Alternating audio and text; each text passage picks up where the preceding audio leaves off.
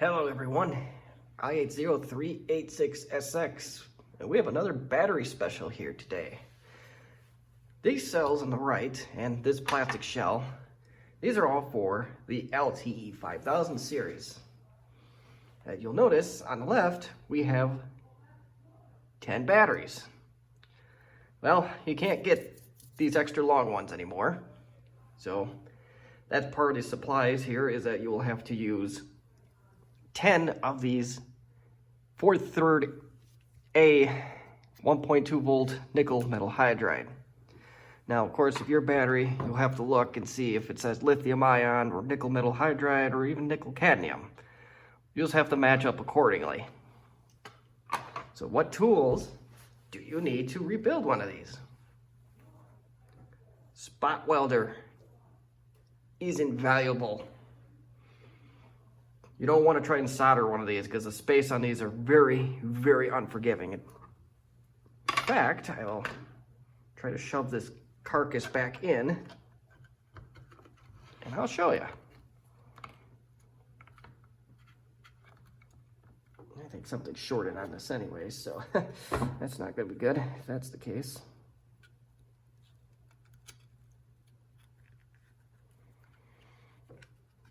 Well, that's you kind of get the drift. There is very little space to work with on this. There may be a little bit more once we shove this back in correctly, but very little space to work with. So what do we all got here? I'll be honest, I'm not entirely sure what this sensor on the top is, but it is critical. We got the PCB board. If this is corroded, your battery's done. Period. And on the other side, we have a thermostat and a thermal fuse underneath here. You'll need both of them, or at minimum, they're highly recommended. I don't think these batteries heat up enough where they're going to do anything crazy, but better safe than sorry. You can reuse both of these components with little to no trouble, provided you don't have any corrosion problems. And I know probably not going to help, but that's the thermal fuse. It's a 70 degrees Celsius thermal fuse. And I believe, or this is the thermostat, this is the fuse. I keep confusing the two. So let's cut that out right now. We'll eventually have to do this to get the line up anyway, so.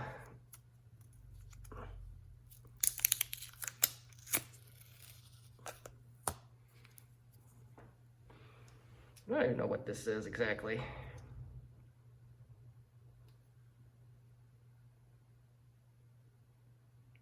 This one doesn't exactly say what it is, or if it does, it's underneath somewhere. But I know the LTE Elite fuse was 99 degrees Celsius.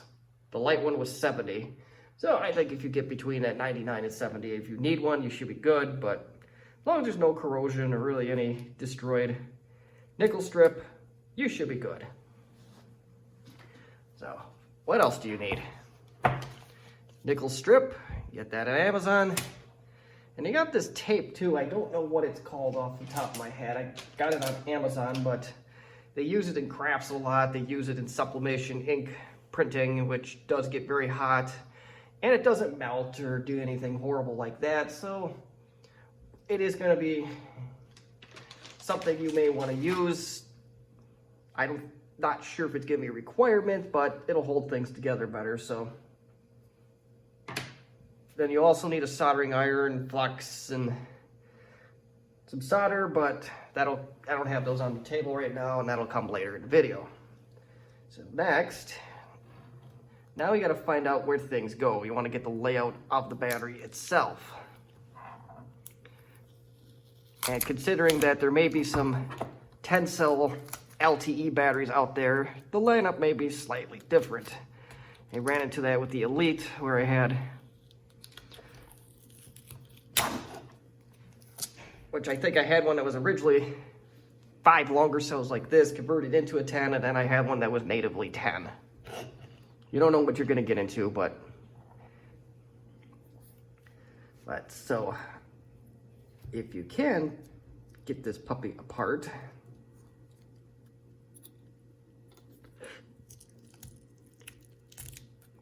Yeah, this one's in slightly better shape than the one that I did previously. But there kind of gives you an idea.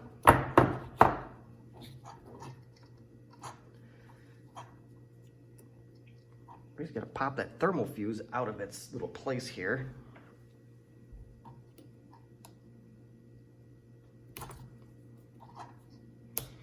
That is glued on to beat the band here.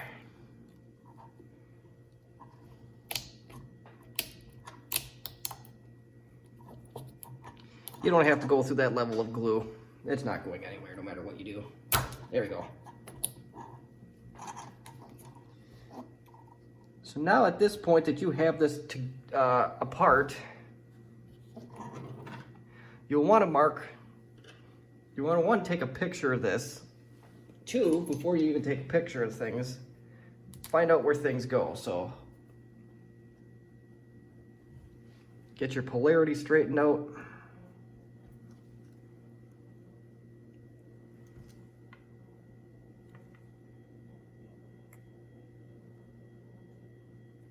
Some of this is writing weird, but that's all right.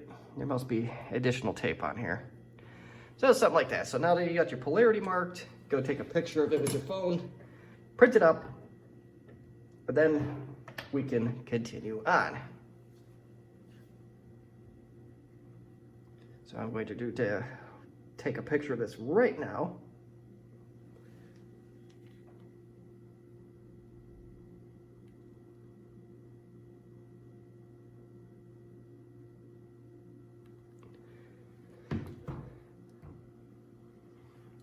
So there you have that. So if you have all that stuff, now comes the disassembly, which could be done in one of two ways. First thing is first, you'll have to get these wires off here. You can either desolder them or you can attempt to take that whole nickel strip off.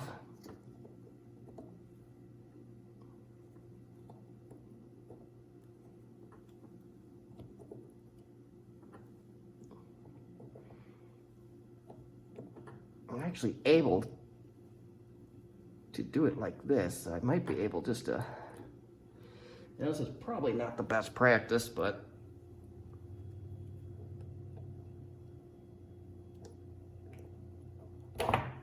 oh, I actually got the whole nickel strip off.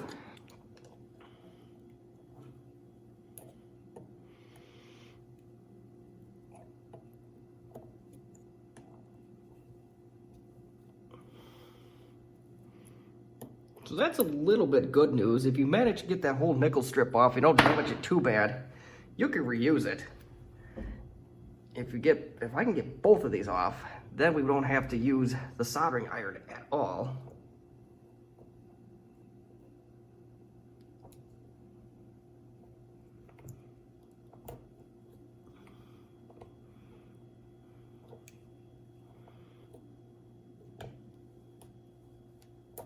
Yeah, that one's gonna be a coin flip if we could reuse that one.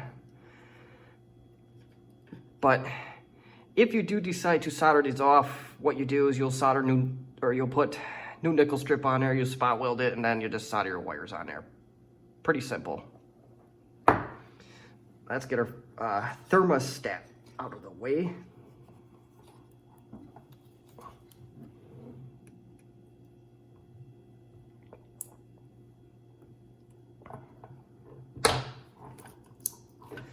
Might have to make yourself some room here.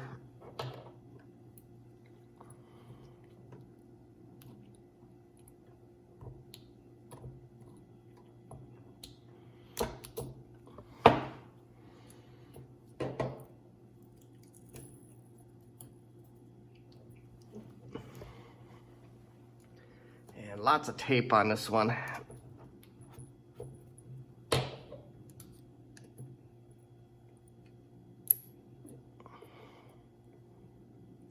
Twink. It goes on just like that. So next is our thermal fuse.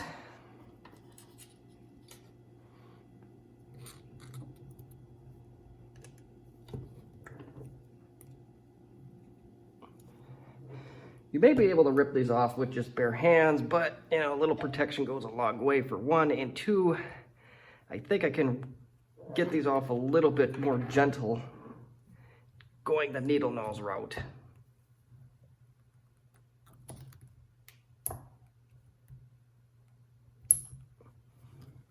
All right, that's out of the way.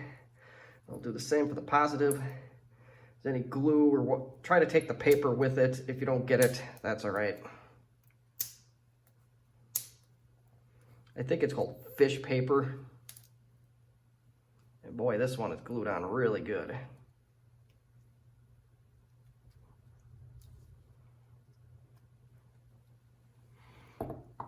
And this whole thing is sliding out.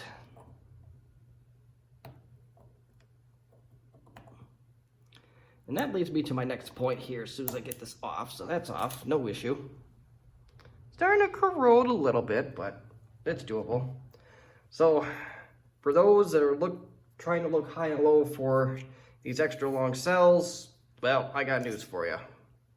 They're just 2 4/3 A cells put in an extra long casing. So if you're wondering what you're losing with that, well, there's your answer. Nothing is your answer.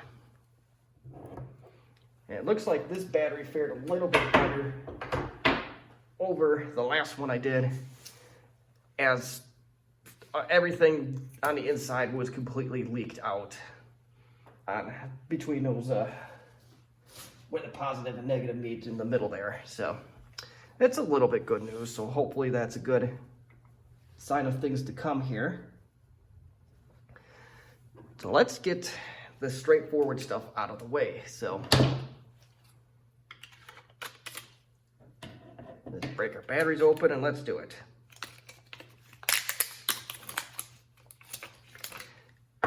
Now, companies like Mauser and DigiKey have Panasonic cells that you could go get. As a company out of Canada, only batteries that I deal with quite often. Haven't tested the quality of their 4/3 A cells yet, but we're going to shortly. Mauser had the Panasonic cells. They were cheaper than anywhere else, so you know, that's a no-brainer. Little word of caution if you go to the eBays or Amazons of the world. There's no oversight, as another YouTuber liked to put it. You don't know what you're getting. You got a lot of cheap companies trying to be good, and you may be getting a time bomb. You may be getting something that's refurbished, which is, well, it holds a charge, so off it goes. Or something made out of really inferior quality materials.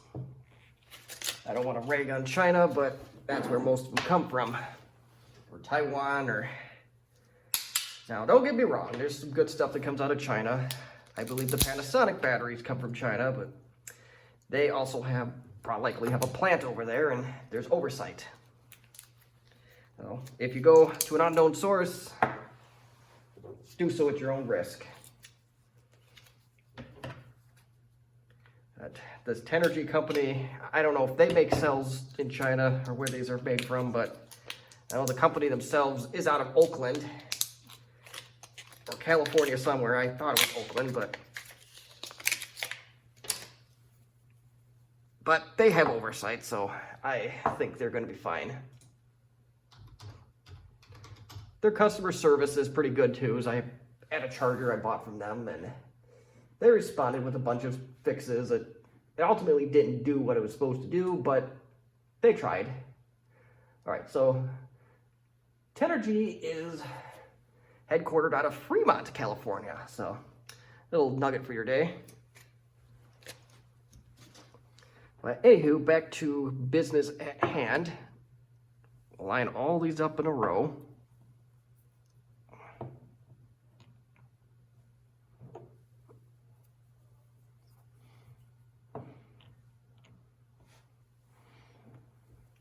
I know there's plastic holders that you can get to try and secure these while you're spot welding. I don't have such a thing on me today, so we're gonna try to do this free-handed. Try to go as straight as possible because it is going to be that much more difficult if you don't.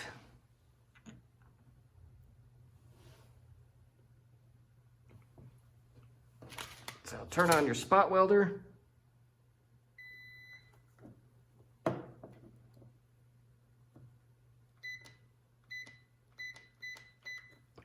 I'm going to set it to basically medium. I have a 6 spot welder here, or 6 position, whatever you want to call it, 6 setting.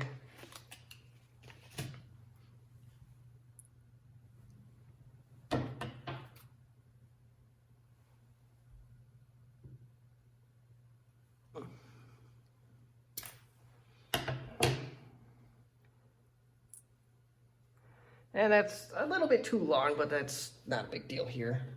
As long as you're not poking out, generally you should be fine.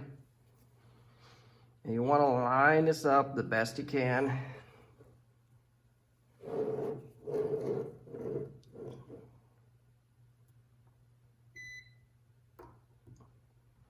little sparky today.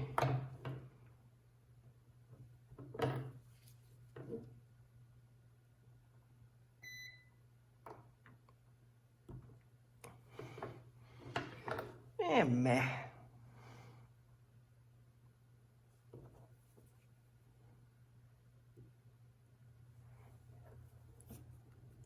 If you're new to the spot welding world, make sure you hit the actual cell, not the edge of it.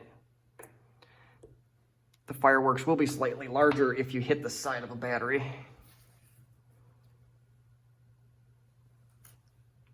And that one side is good, so we're going to set that aside.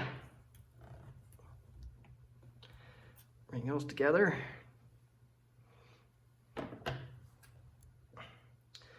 One thing I didn't do that I probably should have done was test for voltage and make sure all the cells were good.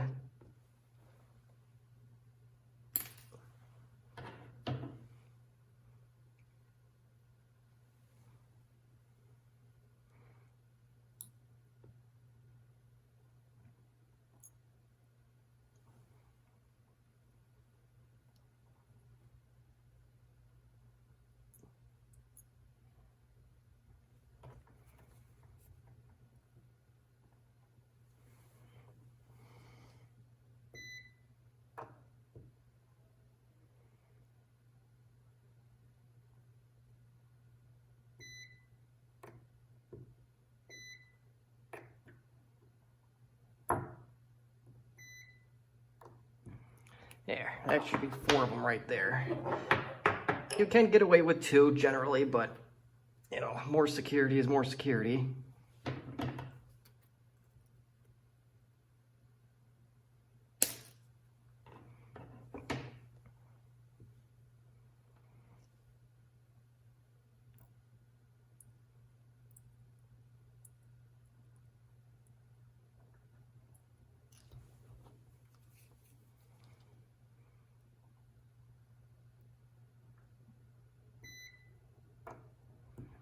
Yeah, these negative ones are in slightly firework mode this morning. That's interesting.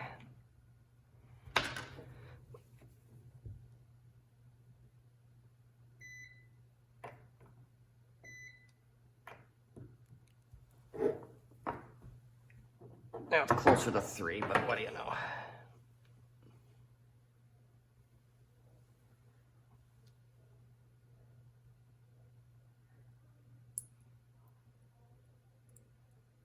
Same drill here.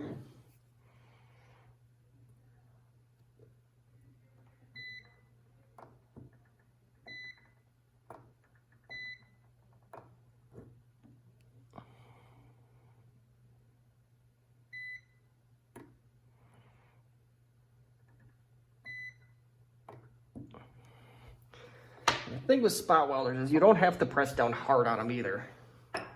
It's not going to make anything stick any better. Just enough to make sure this nickel strip stays in place. That's all you need to do. You may have problems down the road if you do press too hard, or you may not have enough of a seal and things come apart. Nobody wants that. This one's a little bit shorter compared to the last 4, but that should be all right anyway.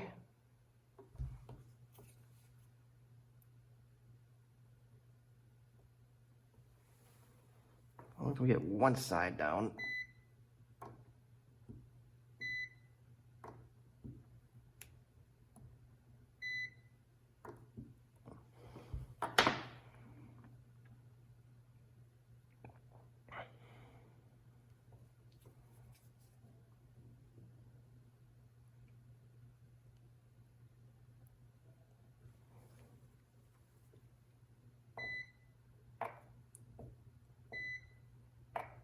That one I kind of hit the side, so I gotta do one more.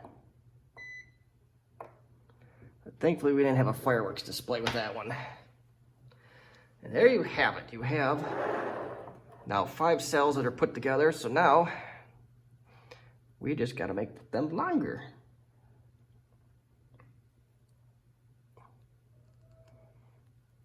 Now keep in mind, if you have one that actually came with 10 cells, just build it accordingly to what it was before.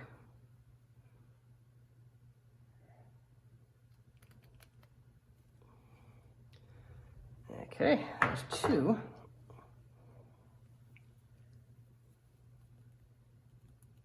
Some of these I did make a little too long, but I don't think it's gonna be a big issue.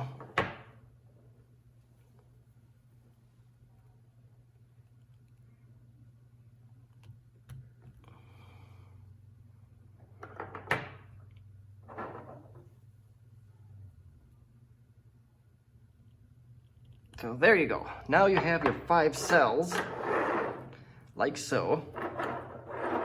Do that. And this is where this tape comes into play. So you're going to hold them together with that. It doesn't take hardly any space. And I just got to find the end of this tape, and then we can wrap these puppies up in this lovely tape.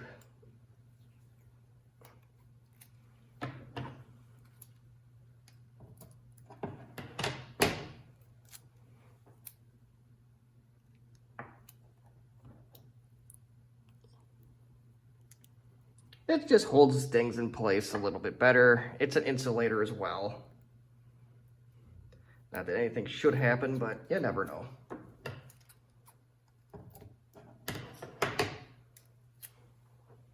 Especially if you have a more inexpensive spot welder like I do. Sometimes they're not perfect.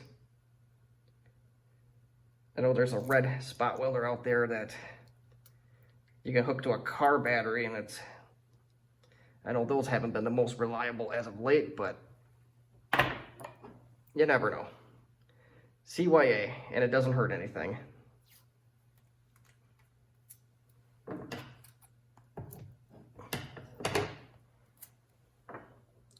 And this also gives your spot welder, if your leads are starting to get a little hot like mine, that gives them time to cool down a little bit. Fortunately, they're already pretty much cooled down already, so this, it does cool down quickly at least.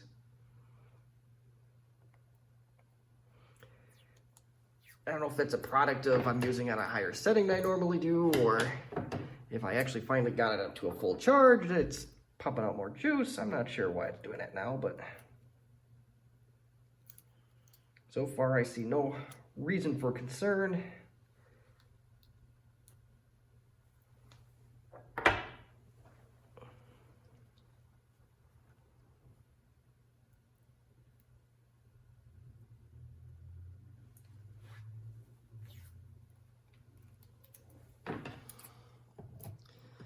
This is easy,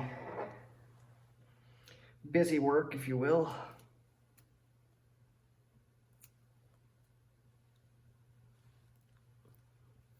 And there you go. You have your 5 extra long cells. So now we'll have to reference your picture and line them up accordingly. You can mark negative or positive if they're not already, and if you want to do that. I'm not, because I want to keep it a certain way here. So if we do so, remember according to my original, so these two have to be flipped over. So you'll have something like so here. That fuse makes things a little bit more tricky, but not enough to lose sleep over. And that's actually the very first thing I'm going to assemble is the, or on second thought, no, I'm trying to think of how I want to do it.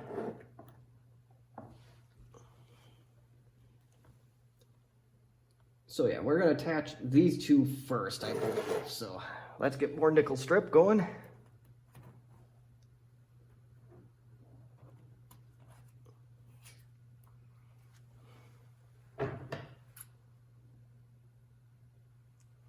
And fortunately, I'm not bending these over, so it should be a tad bit easier.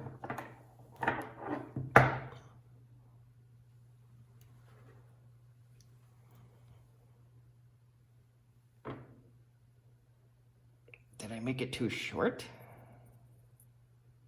Certainly looks like that. I did. Oh, we can work with what we got here. That should be fine.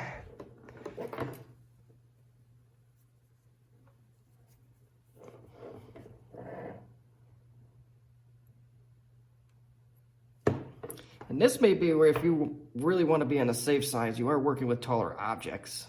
More of that tape may be a value thing here.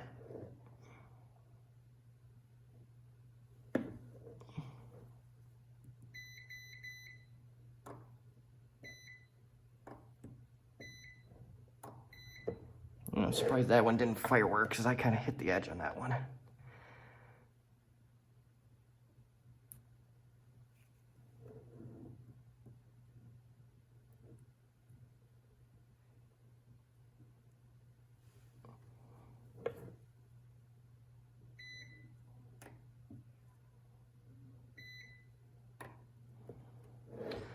All right, so we got a small fraction of this battery pack completed now, so we're getting somewhere. Now, if you want to get the low-hanging fruit out of the way, you certainly could. You'd have to attach these two here next if you were to do that. There's not a whole lot of nickel strip with this one, apparently. At least not in the way I expected it to be.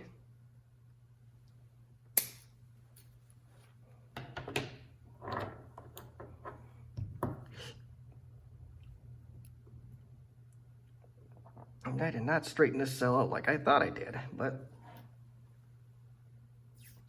guess what? Enough of this fooling around. We're already approaching a half hour on this one, so let's not do that.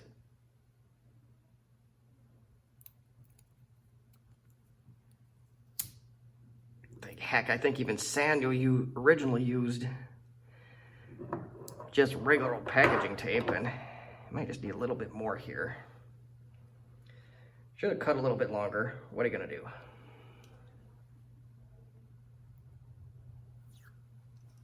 It's not quite flat, unfortunately, but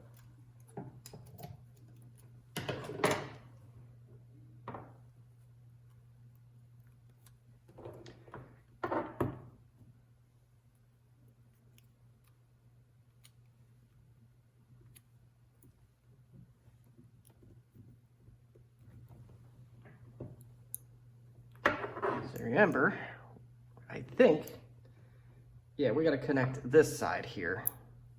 As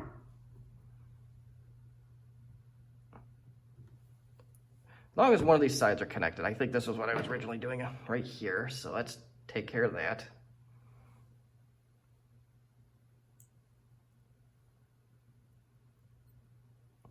I don't think things are 100% straight here.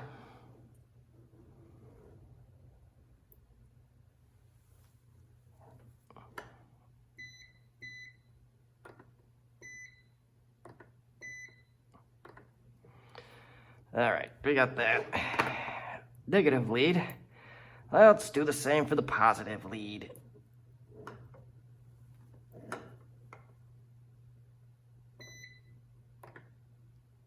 Moved all of it up. Okay, got a couple in there. That's good enough for this. So now if you go back to your picture, all we got to attach the thermostat and fuse. Pick your poison here. I am going to go with thermostat first.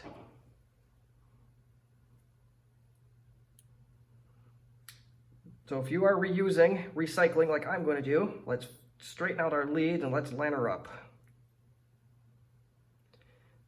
If you have the original, the Isuzu thermostat like I do, the writing was facing up. It was like that. Also, make sure you want to attach to the correct battery, otherwise you're going to run into problems. And a light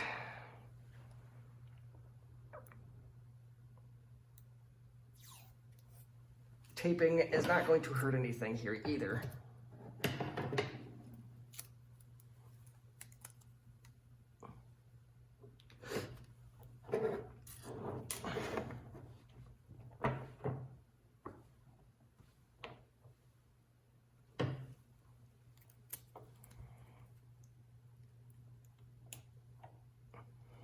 Now, if it does me any good,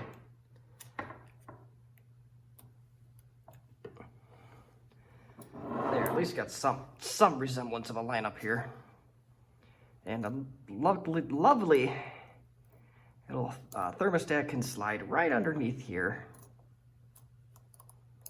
I think the original was just, they put a ton of packaging tape on it.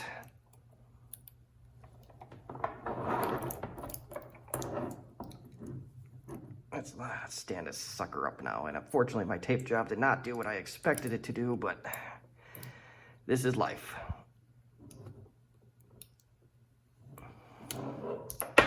We don't need that side right now anyway, so I ain't worried about that.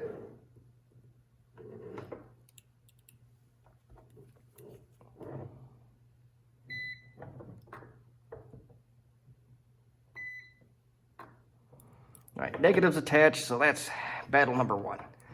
Battle number 2 is to get the positive attached and have this thing as flat as possible. And maybe this tape is not as good as I thought it was going to be.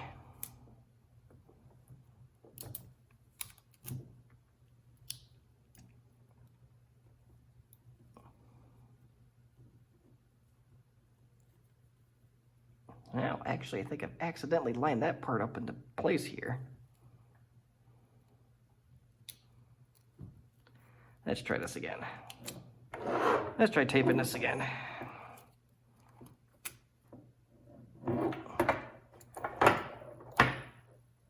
Little bear in mind part here, this is only my second attempt to building a 5000 battery.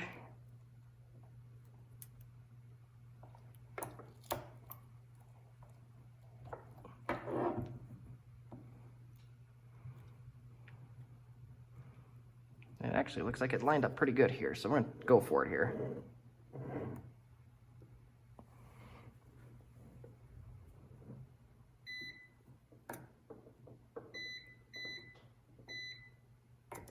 All right, that's attached. Now comes fun number 2. We got the fuse.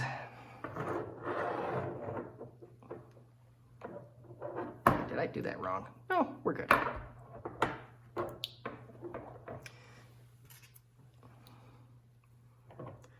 And a little bit of silver lining here, if you are having difficulty like I am right now, is very simply put,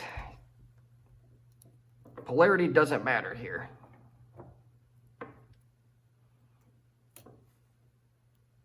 Now remember what side was what here. I know this was starting to corrode a little bit, so I think this originally was positive, this was negative right here.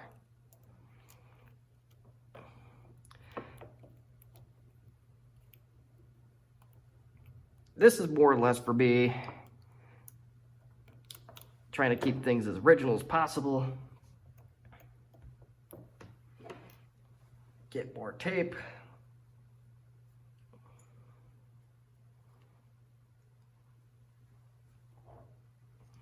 Or the other thing you could do too, standing this thing up is going to be more and more difficult.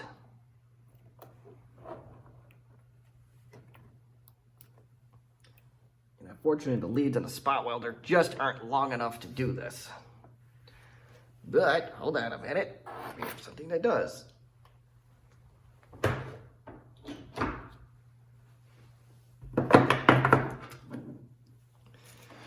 try something a little bit untraditional here.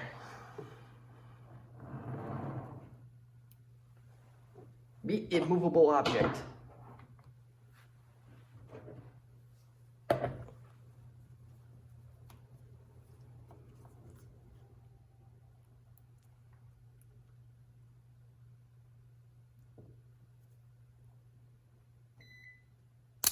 Woohoo! Yeah, that one did not attach like it was supposed to. Sorry about that. That one definitely did not attach. So that's why you don't hit the edge of a cell. Oh, I actually think I hit a hole in the cell. Okay, let's try that again. But we'll try being more of a stand-up citizen here. Don't worry, we'll keep the blooper reel in there just because. Gotta see your guys make mistakes once in a while, right? You know what, let's go with plan A. Let's tape this sucker together.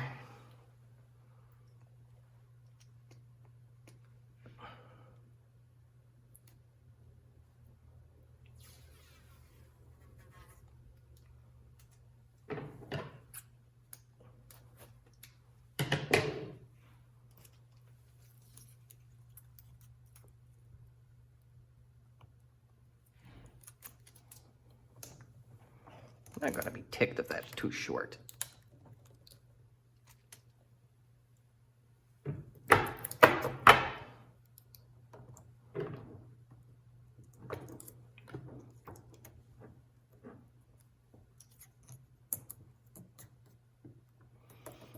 The only downside to this is if that fuse has to move a little bit, then you're gonna have a little bit of trouble, but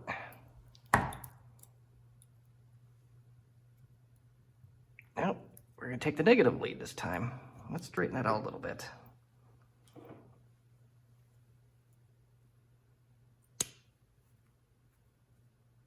Yeah, of course. Now my needle nose is starting to act up. And what happened here? I got a tool problem. There you go. Good as new.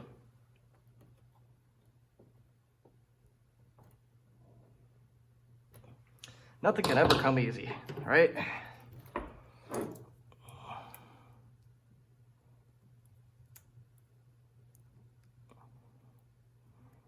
We're gonna get that paper out of the way. That's only gonna cause more fireworks.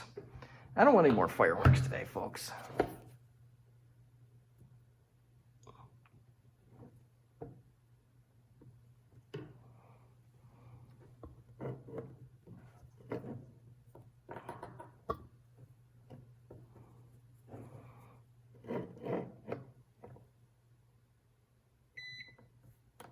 That's much better.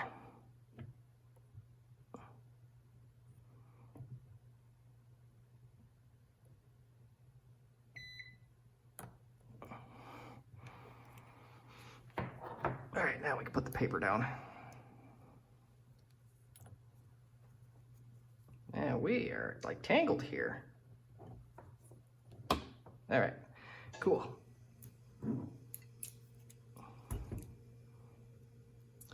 Yeah, there's definitely a hole in there now, so that's...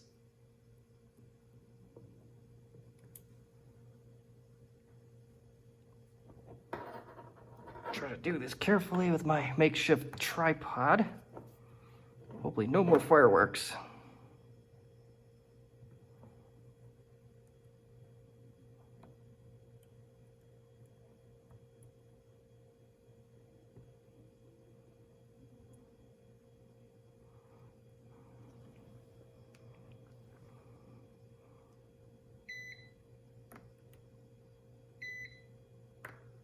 All right. Far less eventful that time. Far less fireworks. No fireworks. Now we're mostly together here.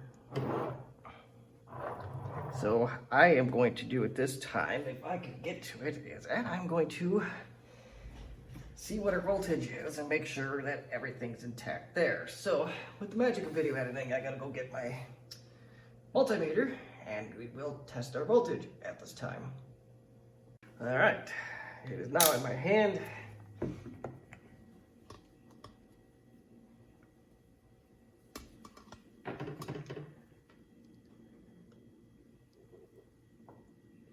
And I know my hand was blocking that for a second.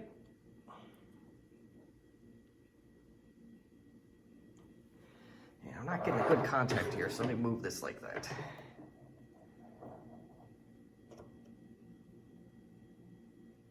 $12.89.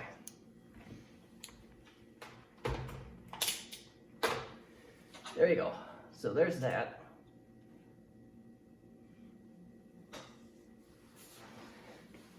We have a little bit more to do yet. We still got to attach the board.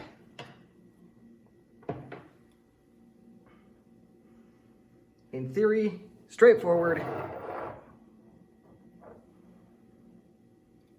But first thing is first, let's straighten out our leads on this thing, or what's left of the nickel strip.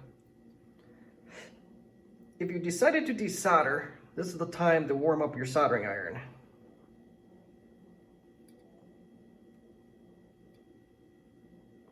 The last thing we want to do is hit these holes in these used ones though. So I'm a little bit nervous about that positive lead because they all have holes in them.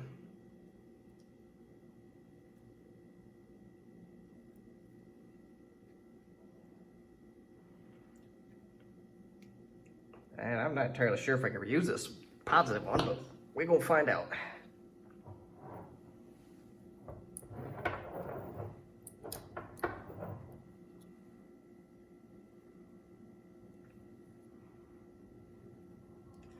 And do keep in mind, that's how the layout is. Your sensor here goes something like that.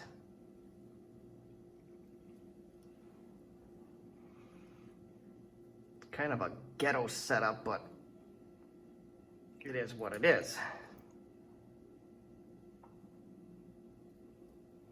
Oh, it's like that. Okay, so I don't know why that was not bending out of place at all.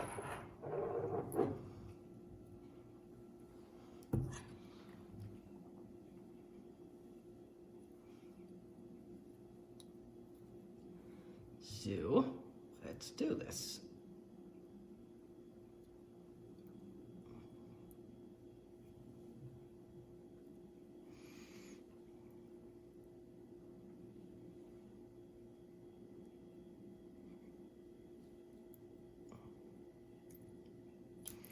And do be careful, don't short any leads or you'll have a very shocking experience. I think it went something like that. Where a third hand would be wonderful, but we don't have third.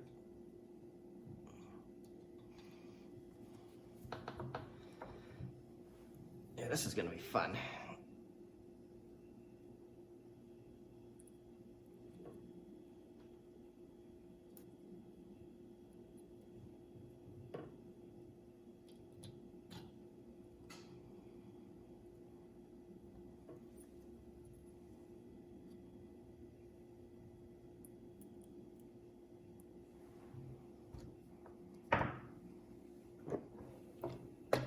A little bit more height on this thing.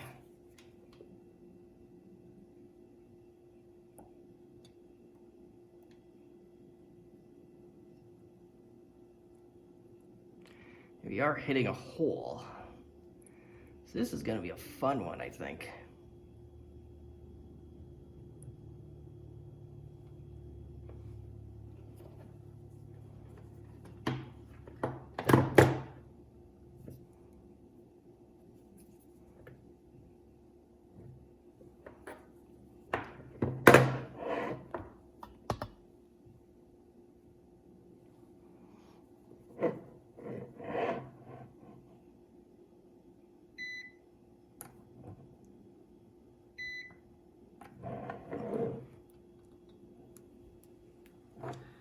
Should be attached.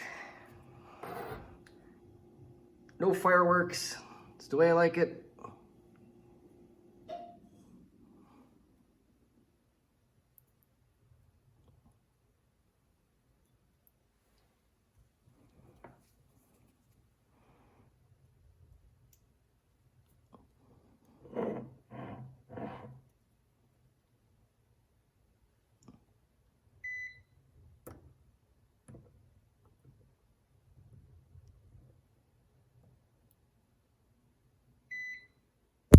That one hit a hole, I think.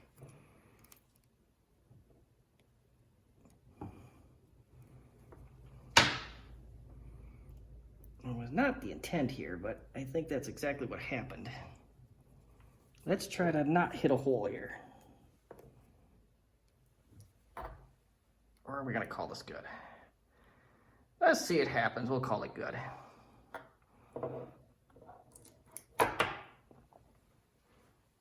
So, multimeter time.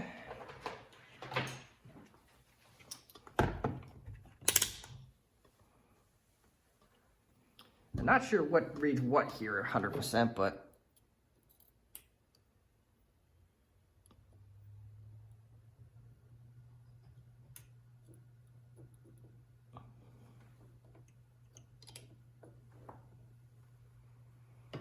that is rather interesting.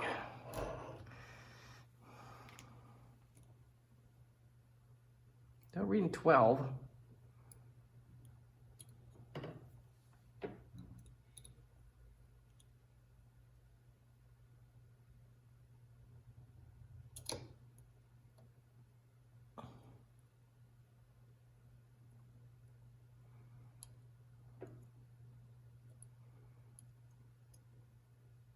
Reading 10 volts, I think that should be satisfactory here for this.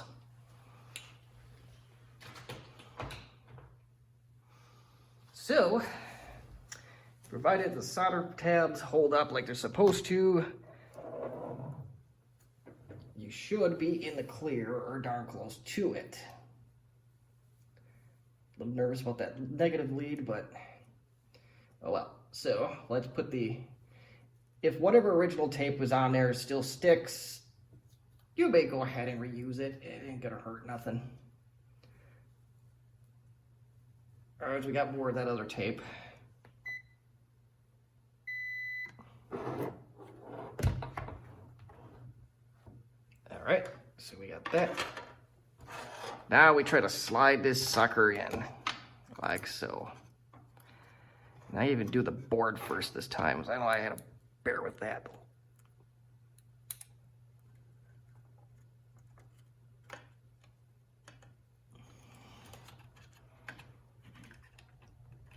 You got some grooves you're supposed to put it in. There we go. So that in theory worked.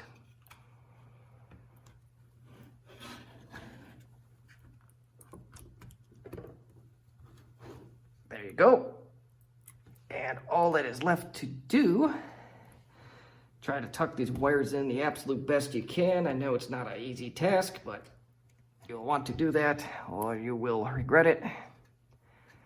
And unfortunately, there's some glue on this thing.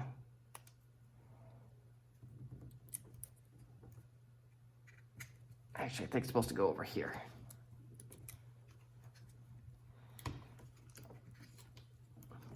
It's okay. It's an okay build. Yeah, everything's mostly fitting in place like it's supposed to. Let's see if the cover will fit on. Now, I think I warped my cover trying to take it out because I did have a stubborn corner. This corner was very stubborn. I had to do all sorts of horrible things to get it off or give it extra attention, but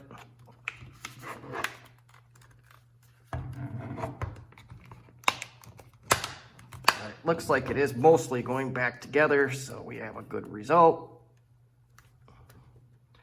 I'll probably just hot snot this one back together. And mine was missing the pull lever on it originally, so we don't need to worry about that. For testing purposes, you guessed it, more of that tape.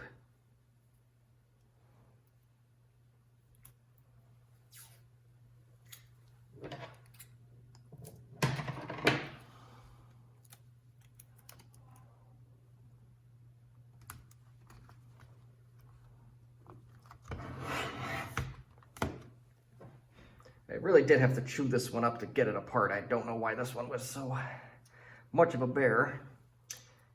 If you have multiple batteries and you have one that's already been rebuilt once, I suggest going with that one. That way the cover will come off a lot easier. At least that's been my general experience, is that the ones that have already been rebuilt are far less resistant to being pulled apart. So whatever Compaq used or Sanu used, yeah, it was not a fun time. And I do have a raised edge, but I think that was like that before I reassembled this, so I don't think it's a fault of what I did. So, yeah, there you go. It's back together. Hot snot it back together once you know your repair is good. And with the magic of video editing, you'll see a LTE 5000 magically appear before your eyes. All right, we have our LTE 5280. And here's the first attempt I did. I did record the first attempt, but it did not go particularly well in terms of what was being filmed, so we're going to try this again.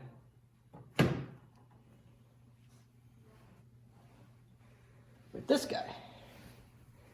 Here's the first test, how well does it fit? That one's a little bit tight, but oh well.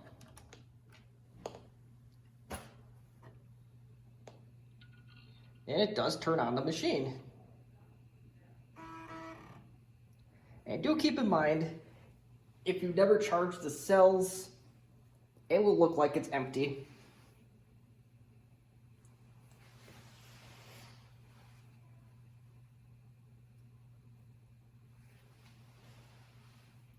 And unfortunately, we have that crappy BIOS on it that is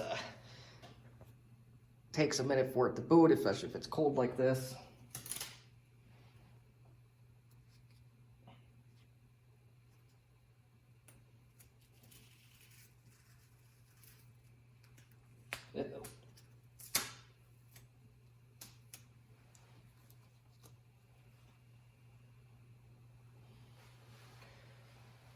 Might be taking up to a hot minute at this point.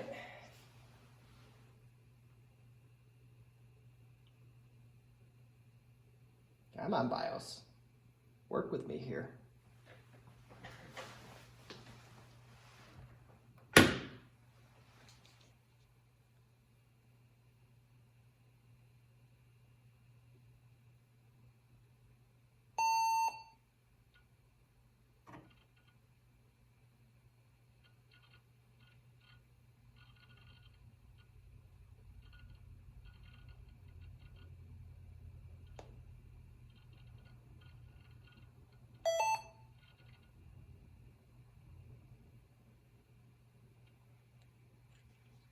And okay, so this random LTE that I grabbed had Windows 95 on it.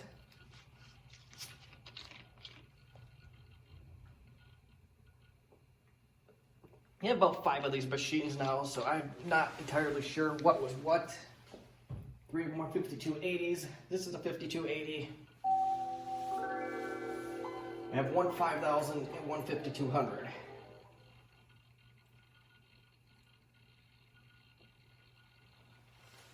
But Windows does think that the battery is depleted, but it is still running off a battery. It says 6%, which is pretty normal for this. So your next steps are going to be, we're going to plug it in, we're going to let it charge. There's a battery calibration utility that you'll need to run. I think it's a DOS utility. And I'm not sure if I'm lucky I grabbed that floppy. Probably not.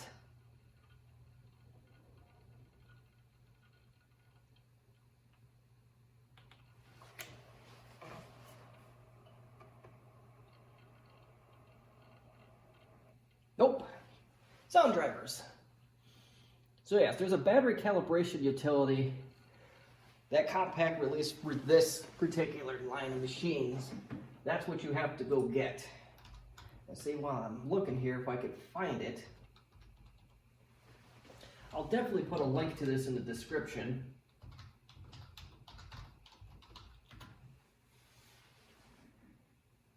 Okay, software, I'm just looking it up. We're not fancy here. Windows 95. And we're on a 5280. Not that I think that matters all that much.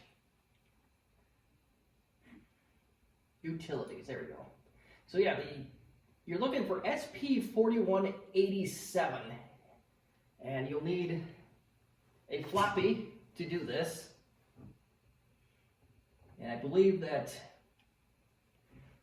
you'll have to boot into DOS.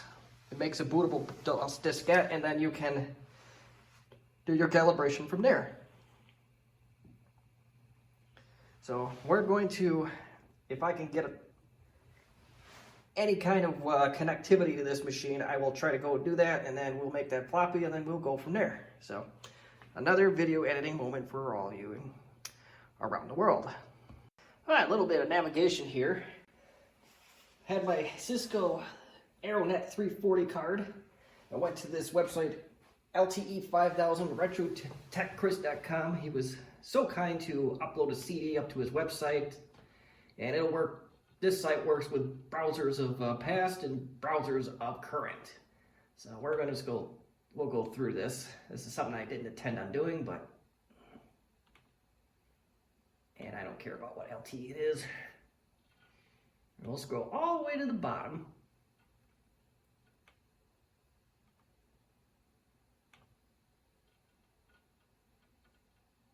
And we will save as, oh, maybe. Nobody said the Internet Explorer was great.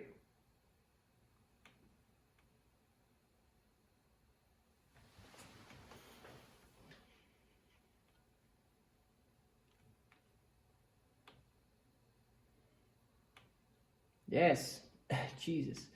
All right, well, maybe not. Yeah, it's not letting me download it, but I think that's more of an Internet Explorer being Internet Explorer, but there it is, right in front of your eyes, SP4187. And do bear in mind, if you have an LTE Lite or an Elite, this utility doesn't apply. You'll have to calibrate that one the old-fashioned way and just pay attention by plugging it, running it down until it's dead, and then doing the process all over again. So that's really the best I can do there, but let me see what I can do about getting this utility, and then we'll go from there. Well, it took us a while, but we got there. So now we open the executable, which I already did. And we gotta do the agree. A.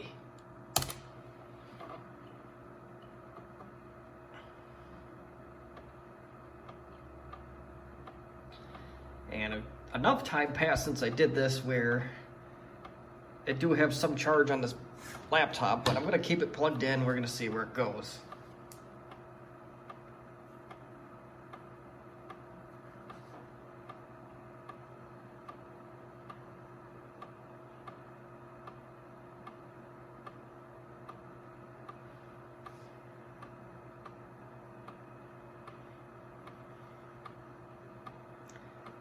Now, at some point, somebody should take some of this software that requires diskettes and just make copies of them where you don't need the diskettes. But, yeah, who knows?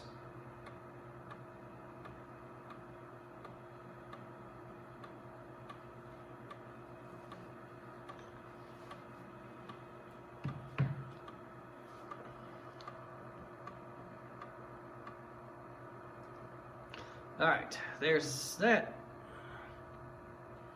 Let's see if we can run the executable.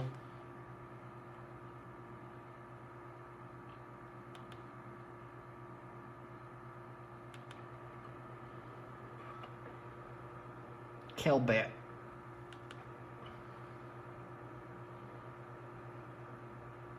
Cannot run in protected mode, so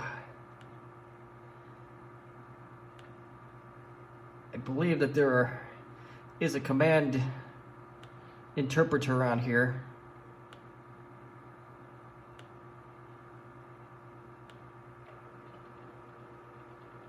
Yep, there's an IO config, that's this. Let's open this up and let's see. There's no command interpreter on here, but at least not in the traditional sense. But all it does is uses a shell called calbat.com, so the program runs like that. So let us reboot onto the, so it's a bootable floppy.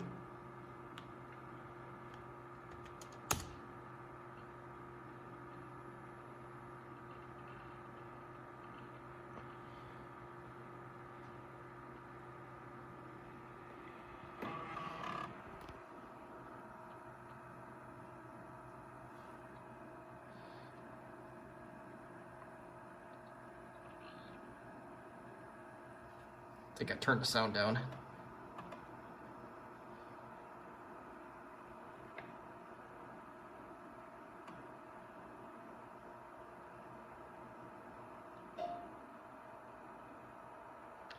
Just thinking about it. There we go.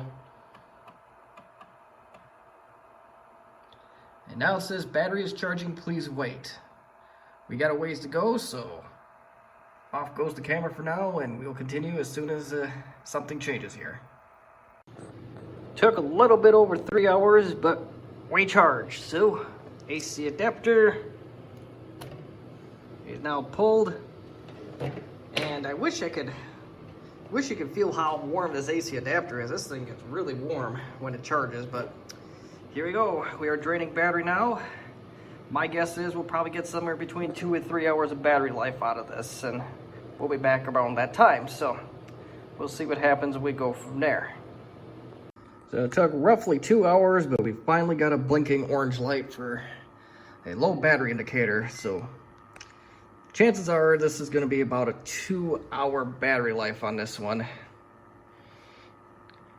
Maybe with a couple more calibrations, we could push 2.5, 3, but that's pretty much going to do it for this video. If you want to really push your luck, maybe do this calibration process one more time. It's going to take about the whole day to do, but that's pretty much it for this build. So if you have any questions, comments, concerns, constructive criticism, please feel free to leave them in the comments section. Otherwise, thank you for watching.